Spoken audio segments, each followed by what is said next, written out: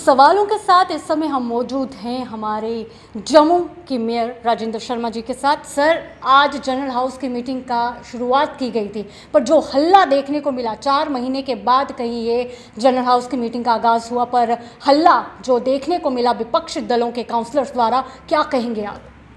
देखो, विपक्ष का काम है विपक्ष करना, करते रहें, हम उनका स्वागत करते हैं।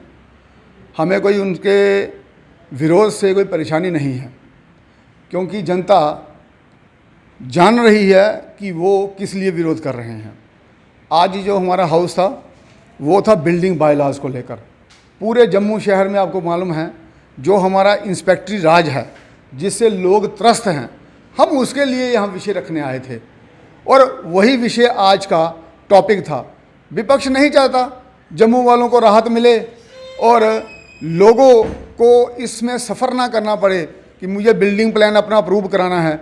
बिल्डिंग प्लान जब अप्रूव होता है तो हमारी वैल्यू बढ़ जाती है। अगर कोई चीज़ 10 लाख की है तो बिल्डिंग प्लान अप्रूव होने से वो 20 लाख की बन जाती है। तो विपक्ष नहीं चाहता जम्मू की जनता को लाभ मिले, लेकिन विपक्ष का इतना बहुमत नहीं है कि वो पूरे हाउस को सैबोटाज करेगा। जो बहुमत है वो भारतीय जनता पार्टी के पास है। हम अपना हाउस नियमित रूप से चलाएंगे और वो चलता रहेगा। दूसरा ये है कि सब चीज़ें ठीक चल रही थी। एक माननीय पार्षद ने प्रधानमंत्री जी के लिए अभद्र शब्द का प्रयोग किया और ये सीट ऑफ डेमोक्रेसी है।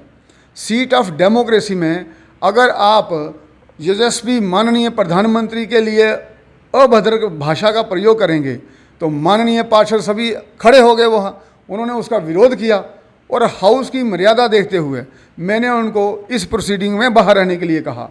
ये सब चीज़ें ना होती अगर वो उस शख्सियत के लिए जिनके लिए बोरिस जॉनसन जी ने बोला था there is one sun, one world, one earth, one grid and one man, that is Narendra Modi, और ऑस्ट्रेलियन प्रधानमंत्री ने बोला था द बॉस।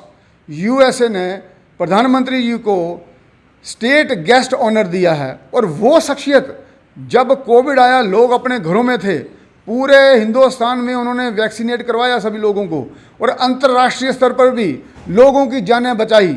वो प्रधानमंत्री जिन्होंने पूरे अंतर्राष्ट्रीय स्तर पर लोगों को दवाइयाँ पहुँचाई, वो प्रधानमंत्री जिन्होंने राशन मुफ्त दिया जब हम अपने अपने घरों में कैद थे, और वो प्रधानमंत्री जिन्होंने लोगों के अकाउंट में पैसे डलवाए, और उन प्रधानमंत्री जैसी शख्सियत को जिनको 300 से ज़्यादा एमपीज ने समर्थन दिया है और दूसरी बार सुशोभित किया है, उसके लिए कोई भी अभद्र भाषा का प्रयोग करेगा वो हम सहन नहीं करेंगे और ये मानवता के खिलाफ होगा।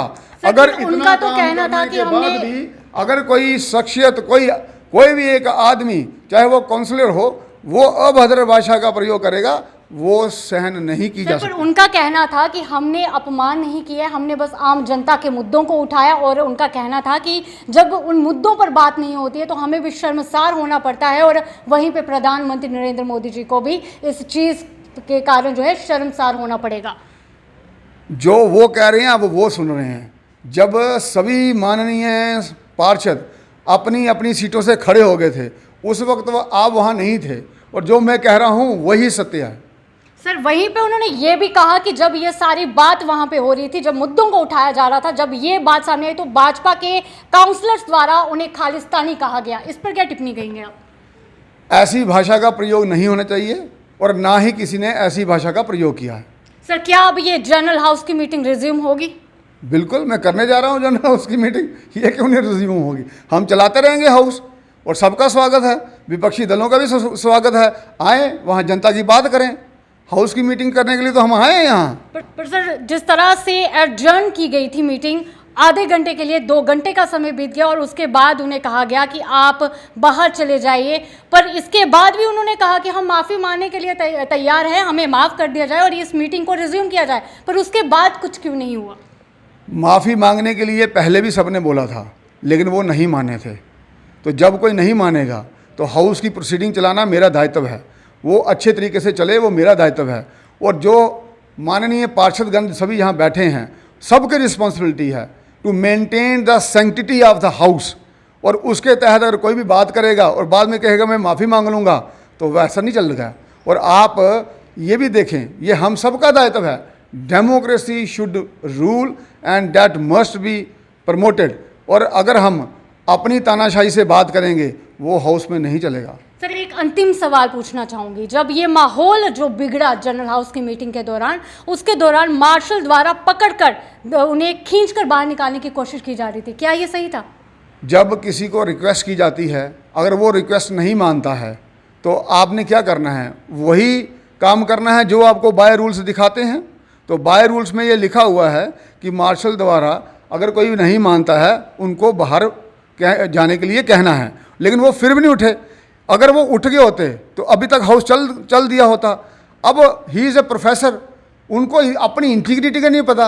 जब एक हाउस की चेयर ने बोल दिया कि you are not allowed in this proceeding, तो हाउस को चलाने के लिए कानून के तहत उनको काम करना चाहिए।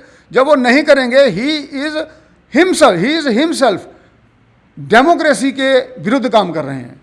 बहुत बहुत शुक्रिया सर बातचीत करने के लिए। तो लगातार आपने देखा कि किस तरह से जम्मू म्युनिसिपल कॉरपोरेशन के काउंसिल हॉल पे आज हल्ला देखने को मिला जनरल हाउस की मीटिंग के बाद।